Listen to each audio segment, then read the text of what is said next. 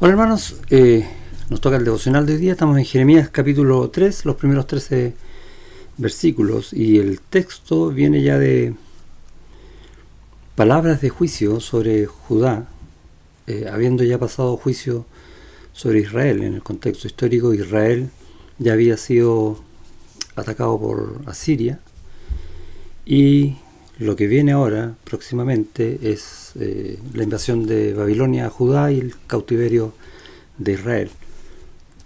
Ahí estamos en el texto. Vamos a orar.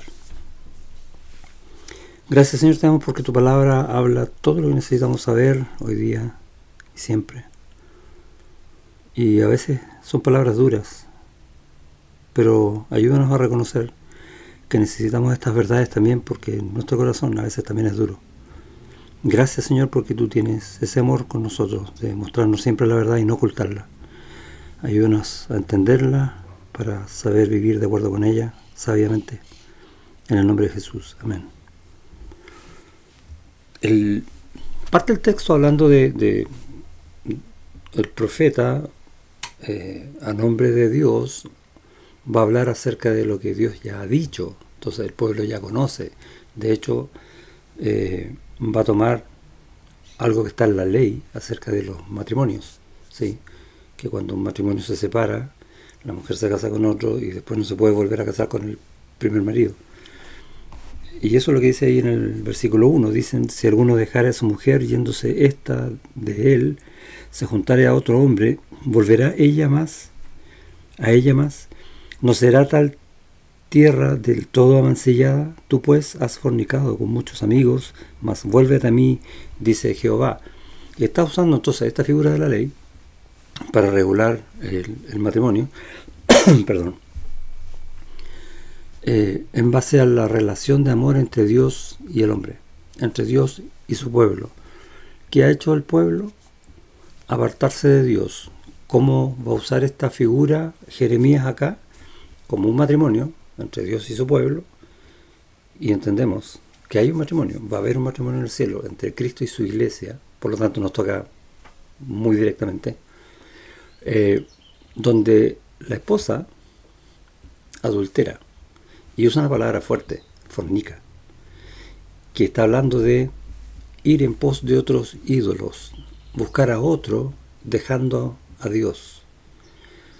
Entonces no tomemos el texto literalmente, sino que la figura de lo que representa, que es muy fuerte.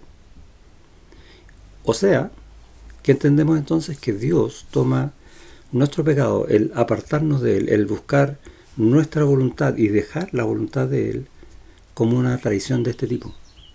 Fuerte. Nosotros podemos darle una connotación menor. Oye, no fue tanto, si en realidad yo pensaba hacerlo, pero volver, y empezamos a matizarlo. Pero aquí Dios en su palabra está mostrando cómo Él lo ve, y dándonos a entender un poco: mira cómo yo veo lo que tú haces, no es menor. Dice: alza tus ojos a las alturas y ve en qué lugar no te hayas prostituido. Fuerte. Junto a los caminos te sentabas para ellos como árabe en el desierto. Es como listo para atacar una presa, es el sentido. Pero es como casi como buscando en dónde voy a ser tentado para pecar, llevándolo al contexto nuestro, ¿no? Y Dios conoce eso. No podemos hacernos los lesos y decir, bueno, Dios sabe cómo soy yo, por ejemplo, o Dios conoce que yo soy débil. Tratar de buscar excusas como para decir, bueno, pensando que Dios va a decir: no, en realidad este es muy débil, así que voy a permitir que peque. No, Dios está haciendo exactamente lo contrario. Ojo, Dios sabe que nosotros somos débiles, y Él nos da todo para afirmarnos por fe a Él, para fortalecernos en su poder. ¿Cuál es la manera de hacer eso? Declararnos humildes delante de Él, es decir, declarar: Señor, yo no puedo, por eso voy a descansar todo en ti. Y lo enseña Pablo en la segunda carta a los Corintios, que cuando el poder de Dios se perfecciona en la debilidad de Él. Eso dice Pablo, y es lo mismo que tenemos que declarar nosotros. Y dice en el 5: ¿Guardará su enojo para siempre? Y esa pregunta nos dice, bueno, yo sé que que la misericordia de Dios es mucho más grande que la ira de Dios, por lo tanto voy a apelar a su misericordia. Pero la misericordia de Dios la da cuando Él decide darla, no cuando yo quiero que me la dé, porque muchas veces yo voy a estar apelando a la misericordia de Dios porque algo malo hice. No te confundas, Dios sigue siendo Dios. Nosotros cambiamos las figuras pensando en que Dios es un tipo bueno, bondadoso, bonachón. Dios es amor, así que me tiene que amar igual. Y ojo, cuando estamos pensando esas cosas, estamos diciendo del mismo amor que el que me gustaría recibir, el que yo voy a dar, puedo manejarlo de tal manera que puedo ensuciarlo con muchas cosas. Y es la figura que está usando en el matrimonio. Entonces, realmente el texto no solamente habla del pecado, sino que habla de nuestro corazón, cómo somos nosotros.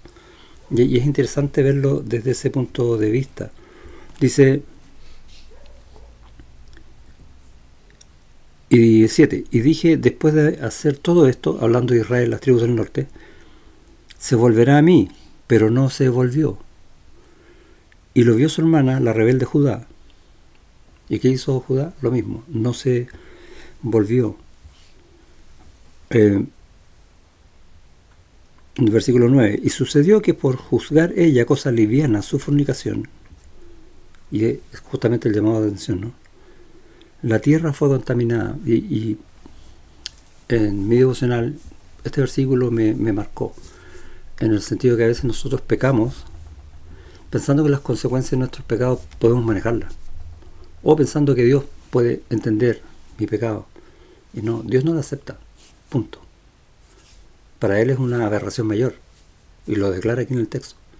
Pero además de eso, mi pecado sí va a tener consecuencias, y muchas veces va a cambiar todo lo que Dios me ha bendecido, porque todo lo que Dios me ha dado, yo lo voy a ensuciar con mi pecado. Y mira lo que dice. Y sucedió que por juzgar ella, cosa liviana su fornicación, la tierra fue contaminada, y adulteró con la piedra y con el leño. Todo lo que podía haber sido bendición, piedras para construir casas, leños para abrigarte, yendo un poco al texto. Pero mira, tu familia, tu trabajo, tus esfuerzos, tus sueños, todo lo que Dios permite que tú vivas hoy, tu pecado lo va a contaminar y va a hacer que esas cosas que Dios te ha dado para bendecirte, tú las uses como tu próximo Dios.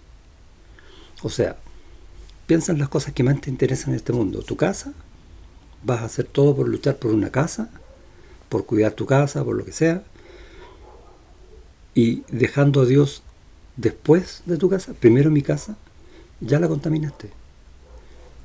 Un auto, mi familia, mis vacaciones, tú sabes lo que tienes en tu corazón. Y míralo a través de este texto, y es decir, necesariamente tengo que arrepentirme. Dios me está dando esa posibilidad. El mismo texto lo dice. Yo estaba esperando que tú cambiaras, le dice a Judá, pero no lo hiciste. Bueno, ese es el llamado que nos hace a nosotros hoy. Mira, en vez de contaminar todo lo que yo te he dado, ¿por qué no te arrepientes mejor? Y le dice, Señor, ayúdame a hacer las cosas como tú las ves. Ayúdame a buscar en tu palabra para aprender cómo tú eres y cómo tú haces y cómo tú ves todo lo que tú nos das y cómo tú nos ves a nosotros, nuestro propio corazón. Ese corazón que es engañoso más que todas las cosas y perverso. ¿Quién lo conocerá? Dios. Él mismo lo declara en este mismo libro de Jeremías. Y es una preciosa verdad entonces saber que el Señor nos va a ayudar a pesar de nosotros. Esa es la misericordia de Dios. A esa misericordia tenemos que apelar. Señor, socórreme. Yo sé que voy a hacer lo malo. Esa es la tendencia que hay en mi corazón. Pero tú me cambiaste. Me cambiaste de tal manera que yo puedo ir a ti y en tu espíritu tú me dices las verdades que están en tu palabra. Ayúdame a vivir por esas verdades. Esa debe ser nuestra oración. Dios te bendiga.